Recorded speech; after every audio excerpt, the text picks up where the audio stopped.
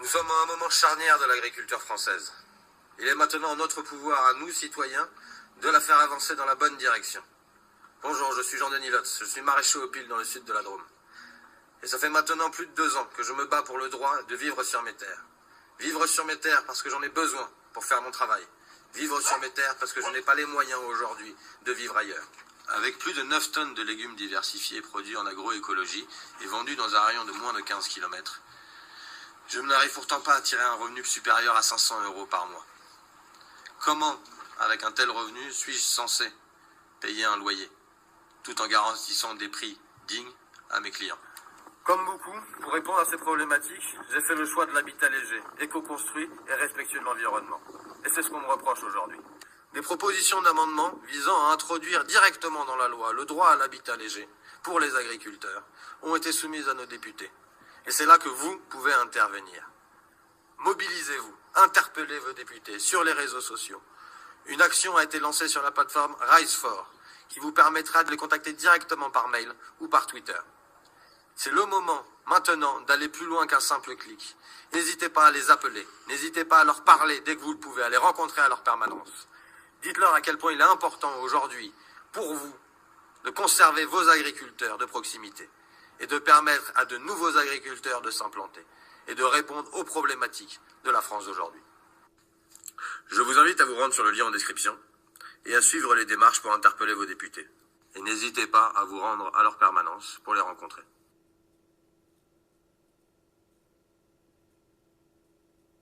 Suite à notre dernière vidéo, Jean-Denis Lotz, maraîcher au Pile, n'a pas obtenu gain de cause.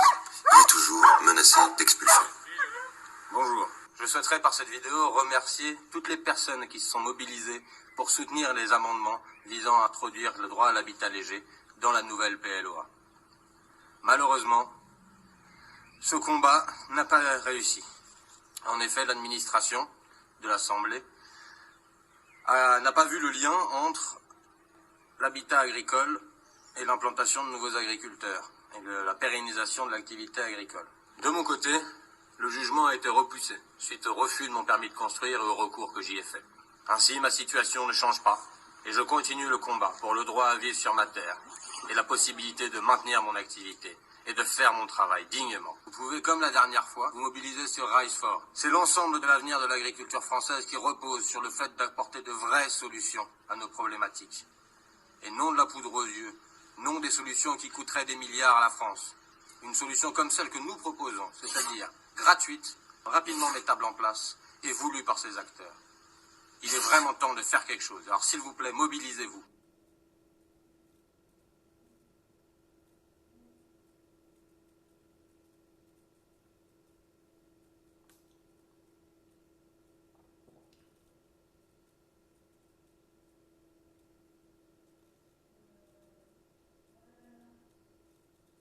Donc bonjour, vous avez entendu ce témoignage, un parmi tant d'autres, très courageux. Excusez-moi, des excuses à Michel qui va se reconnaître, qui m'a interpellé depuis plusieurs mois et j'ai pris du retard dans mes vidéos. Effectivement, c'est concernant les habitats légers, c'est des décisions qui sont en train de se prendre en ce moment, mais tout n'est pas inscrit dans le marbre, c'est en cours de discussion. Alors, moi, je vais vous lire quelques passages, quelques articles. Habitat alternatif, derrière le rêve, la réalité administrative. Les exploitants y ayant recours aujourd'hui le font souvent dans la clandestinité. Ils vivent grâce à la bienveillance des élus locaux, parce que certains élus locaux le tolèrent, d'autres passent à l'offensive, et je peux en parler parce que j'en ai dans ma commune, certains se retrouvent avec la visite des gendarmes, alors qu'ils dérangent personne. Donc certains élus locaux qui ferment les yeux sur cette entorse au code de l'urbanisme, mais d'autres élus peuvent les dénoncer aux autorités. Et des paysans ont alors été forcés de détruire leur logement. C'est une bataille judiciaire pour les agriculteurs, des frais d'avocat à payer, alors qu'ils sont déjà la pression de la vie agricole, dit Benjamin, membre du collectif de défense de Habitat Léger. une réponse pragmatique aux besoins. Pour légaliser ces installations, un amendement a été proposé par les écologistes dans le projet de loi de simplification de la vie économique. Il prévoit que les agriculteurs pourront déclarer un habitat réversible comme leur logement et le siège de leur exploitation. L'amendement a été salué comme une réponse pragmatique aux besoins de certains exploitants agricoles par le rapporteur du texte, Stéphane Travert, député de la Manche, ancien ministre de l'Agriculture, vous vous rappelez, sous gouvernement Macron, député donc du groupe Ensemble, qui lui a donné un avis favorable en commission le 26 mars 2025.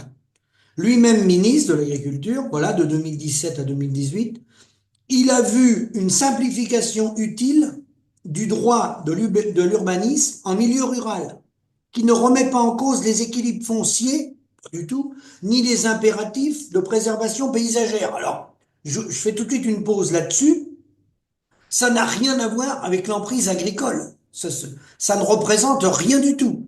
D'ailleurs, sur l'emprise agricole, beaucoup de mensonges. On a plus d'1,5 million en friche. Au niveau mondial, on cultive 4 milliards 9 d'hectares. Il y a plus de 10 milliards d'hectares de potentiellement disponibles qu'on pourrait exploiter au niveau agricole, sur le plan planétaire. Donc, qu'on arrête de nous détourner des vrais sujets. Les vrais sujets, c'est pas l'emprise agricole. Si on a des terres en friche, c'est qu'on n'a plus de rentabilité à les cultiver. Donc, les constructions légères en zone rurale, si elles sont bien réfléchies, bien pensées, et bien sûr en adéquation avec les règles sanitaires qui s'imposent, je ne vois pas où est le problème, mais je vais aller plus loin après. Donc, plus réservé, le ministre de l'Industrie, Marc Ferrassi, s'est avoué en commission partagée sur cette mesure, mais a émis un avis de sagesse, choisissant donc de suivre l'avis du rapporteur. Un mois plus tard, Marc Ferrassi a retourné sa casquette. Son cabinet a introduit un amendement supprimant l'article de loi dans lequel se logeait l'amendement favorable à l'habitat léger. Sollicité par Reporter, le ministre de l'Industrie n'a pas expliqué ce revirement qui pourrait condamner les agriculteurs à dormir dans la clandestinité. La suppression de l'article sera votée normalement fin avril. Ça devait être voté. Voilà. Alors moi, je voudrais tout simplement pousser un coup de gueule par rapport à ça. On est dans une société, vous le savez, là on parle d'agriculteurs, mais il n'y a pas que les agriculteurs, où la vie coûte cher. Tout coûte une fortune. D'accord? On est d'accord? Avoir une voiture, ça coûte cher. Entretenir une maison d'habitation, ça coûte cher. Être locataire, ça coûte cher. Payer son loyer, la vie est chère. On a des gens qui ont un petit lopin de terre. Je parle pas de propriétaires qui sont propriétaires de centaines d'hectares ou de 1000 hectares. C'est pas de ça qu'il s'agit. On parle d'agriculteurs qui veulent passer, alors, vivre en autonomie sur des petites surfaces, permaculture, agriculture biologique, agriculture conventionnelle, sur de petites surfaces et se loger sur un bout de terrain qui est à eux. Ou qui n'est pas à eux, mais qui vont acquérir, puisqu'un propriétaire va accepter de leur laisser une petite surface, ou une toute petite surface, pour des logements comme ça. D'accord? Et également des agriculteurs qui ont été ruinés par le modèle économique. On est nombreux dans ce cas-là. On arrive à la retraite et certains n'ont pas de maison d'habitation. Alors certains ont été soit en liquidation, enfin des dépôts de bilan, des liquidations, ou certains n'ont pas pu acquérir une maison en propriété. Ils ont toujours été locataires. Ça existe, d'accord? Je parle d'agriculteurs. Et ils vont réussir à garder un petit lopin de terre, qui est minime, hein, qui est parfois 1 hectare, voire moins d'1 hectare, 5000 mètres carrés, pour mettre un mobil-home, une caravane, un habitat léger, pour se loger, pour être autonome, avec des panneaux solaires, électricité, des fois il y a l'accès à l'eau, par le réseau public, ou un puits, tout simplement, hein, parce qu'il faut très peu d'eau, hein, pour un habitat léger, juste pour se loger. Les gens demandent rien de plus. C'est de pouvoir vivre dignement la fin de leur jour, la fin de leur vie, hein, sur leur exploitation ou à côté de leur exploitation, hein, dans lequel ils ont travaillé et ils ont nourri la population pour la plupart pendant entre 42 et 45 ans de cotisation. C'est à peu près de ça qu'on parle. Bon. Et là, certains élus font du zèle, vont chercher les virgules par rapport au plan d'urbanisme. Et il est vrai qu'il y en a qui ont la visite des gendarmes. Moi, je l'ai vu chez moi, dans ma commune, des gens qui sont installés proches de mon exploitation, qui ne dérangent absolument personne. Ils sont en pleine campagne. En plus, ça peut être caché parce que c'est souvent très boisé. Il y a des arbres et tout. Je dis bien, ils ne dérangent absolument personne, hein. Ils demandent rien à personne, hein. Et on vient les embêter alors que ces gens-là n'ont pas les moyens de se loger nulle part ailleurs.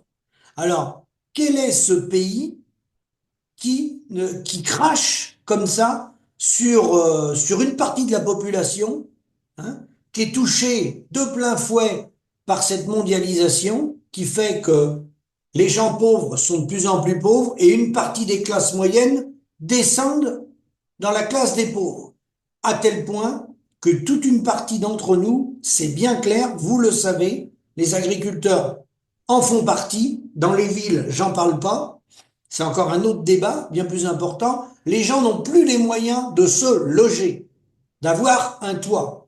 Donc, empêcher des gens de faire des habitats légers, qui sont des mesures qui vont dans le bon sens, avec un tout petit peu d'eau, un puits souvent qui est fait sur place ou un puits qui est repris, qui était là depuis plusieurs générations, depuis nos arrière-arrière-grands-parents, des puits qui avaient été faits à la main, avec lesquels on a suffisamment d'eau pour arroser un petit potager ou faire de la permaculture où on peut faire vivre une petite famille et être totalement autonome. Je pense que c'est le mot autonome qui gêne certains élus. Le fait qu'on n'ait plus de facture EDF, le fait qu'on n'ait plus de facture à Veolia et qu'on soit indépendant du business de la société, du modèle de la société de consommation. Je pense qu'il y en a certains qui sont contre les habitats légers parce que ces gens-là sortent entre guillemets du modèle. Bon, on n'a pas à juger, c'est des choix personnels. Les gens, on doit les respecter, on doit respecter leur vie et on doit laisser les gens vivre dignement s'ils en ont pas les moyens. Je vois pas comment demain le gouvernement actuel, hein, puisque c'est celui d'Emmanuel Macron, je vois pas comment demain il va pouvoir interdire des Français et des Françaises, hein, de se réfugier sur des terrains qu'ils ont acquis ou qu'ils ont hérités de par leur famille, tout simplement pour avoir un toit. Le but du jeu n'est pas de faire un mitage de maisons partout dans toute la campagne, c'est pas de ça qu'il s'agit. Là, on parle de la survie. On parle de la survie d'hommes et de femmes qui n'ont plus les moyens de se loger. D'accord? Donc là, je pense que la situation est grave. Elle est très très grave. Alors si, dans ce pays, on vient sanctionner les gens qui font aucun tort à l'environnement, aucun mal à qui que ce soit, qui sont chez eux, qui vivent dignement, dans la paix, et qu'on vient les emmerder parce qu'ils ont un habitat léger, alors là, je me pose quand même beaucoup de questions. Par rapport à toutes les infrastructures qu'on voit émerger dans notre pays, des infrastructures qui bouleversent la nature, qui bouleversent parfois les courants d'eau, qui provoquent parfois des champs magnétiques, qui provoquent beaucoup de nuisances. Voilà. Ça ne veut pas dire qu'il ne faut pas qu'il y ait de projets. Un pays, il est obligé d'évoluer. Donc les grands projets, parfois produisent des nuisances, pas toujours, mais parfois produisent des nuisances. Il y a des enquêtes publiques, c'est validé, les projets sont réalisés. Mais là, on va quand même pas faire des enquêtes publiques pour des agriculteurs, des paysans qui n'ont pas de moyens et qui veulent vivre dignement sur leur terrain avec des habitats légers. Là, je trouve que si on n'est pas capable de valider un texte de loi pour reconnaître dignement des gens qui vont vouloir vivre sur leur terrain et être en autonomie, c'est un scandale absolu de la part d'un pays comme la France, pays des droits de l'homme. Merci, à bientôt.